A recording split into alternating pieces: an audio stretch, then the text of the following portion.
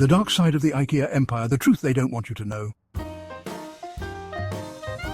Have you ever entered an IKEA store with the intention of purchasing only one item and left with a cart full? It was not by chance. You were caught in a well-designed psychological trap to get you to spend all your money. IKEA is more than a furniture retailer. It is one of the world's smartest and most contentious companies. It dominates the global furniture industry with more than $50 billion in sales each year, and surprisingly, is also one of the world's biggest restaurant chains. Yet behind this image of budget design and Swedish meatballs are sinister secrets, Nazi connections, billion-dollar tax evasion, and even charges of slave labor. This is IKEA's dark side, a story that starts with family tragedy and ends with an empire founded on controversies. Don't forget to enable the notifications for the MILLIONAIRES Invisibilis channel so that you won't miss our next bombshell videos. And prepare yourself already, because in the next episode we're going to reveal Nestlé's darkest secret, the disturbing truth. In the 1890s, Achim Kamprad, a German from an aristocratic family, fell in love with Franziska, a woman of lower class.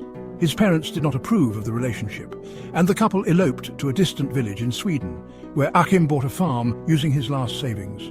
Life was hard. With no friends and no money, Achim attempted a loan from the local bank and was rejected. In desperation, he returned home, took a gun, and killed his dogs before taking his own life. Franziska, pregnant and with 3 sons to raise, alone in a foreign country, did not give up. She worked tirelessly on the farm, providing education and livelihood for the sons. Decades later, his favourite grandson, Ingvar Kamprad, was born, and he would change everything. Ingvar had a knack for selling from the time he was 6 years old. He began with matchboxes, then Christmas cards, candies, and even pens that he imported. His grandmother, Franziska, was always his very first client and biggest supporter. She had a dark side, though. She was an avid fan of the Nazis. Under her influence, Ingvar recruited friends into the Swedish Nazi Party as a teenager, a past that would later return to haunt him. He founded IKEA at the age of 17. But how did this small mail-order business transform into a global empire?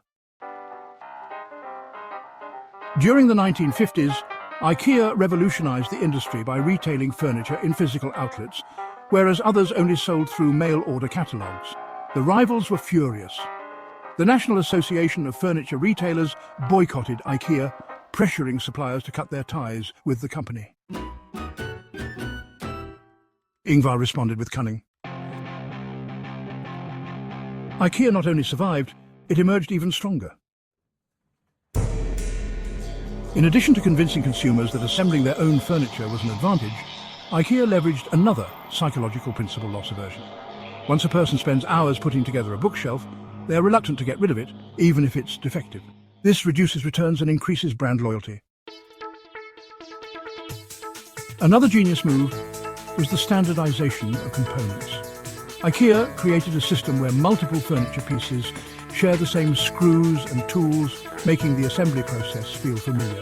The more you assemble, the more confident you become, and the more likely you are to buy again. Lastly, IKEA has made the struggle of furniture assembly an almost addictive process. Who hasn't cursed at an IKEA instruction manual only to feel immense pride after completing the piece? This mix of frustration and reward creates a unique emotional bond with the brand.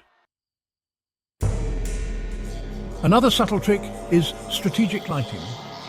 Display areas have warm, cozy lighting to make rooms feel inviting, while the warehouse section where customers pick up products is cold and industrial, encouraging a quick checkout. IKEA also plays with aspirational desires. When you see a perfectly decorated bedroom, your brain doesn't say, "I need a bed," but rather, "I want this life." This increases sales of complementary items. And let's not forget the smell of meatballs.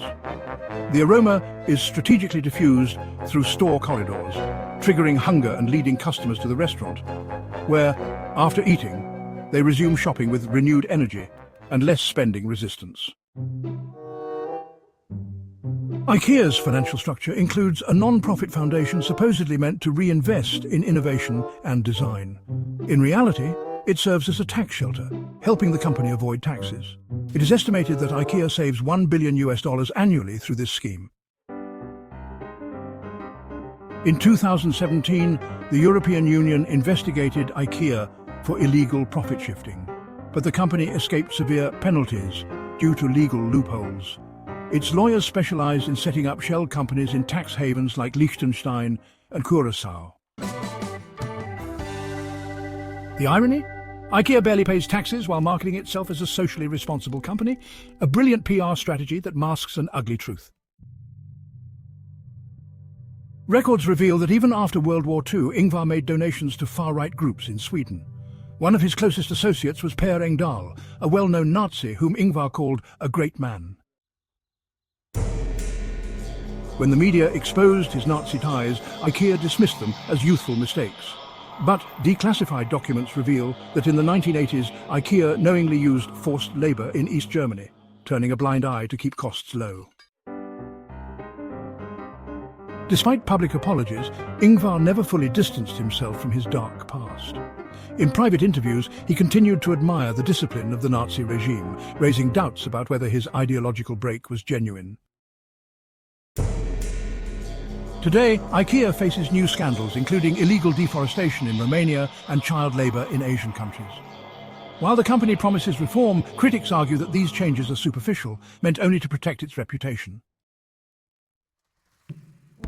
Nonetheless, IKEA's business model continues to be taught in universities. In many ways, IKEA has written the playbook of modern capitalism: how to sell dreams, cut costs and dominate markets, even at a great moral cost.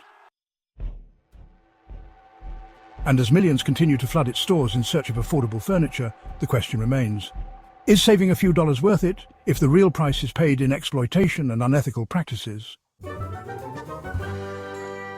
And you? Have you ever thought about this while shopping at IKEA? Don't forget to watch our upcoming explosive documentary, Nestlé's Darkest Secret, The Disturbing Truth. Enable notifications so you don't miss it. Let us know in the comments, is IKEA a corporate monster or a success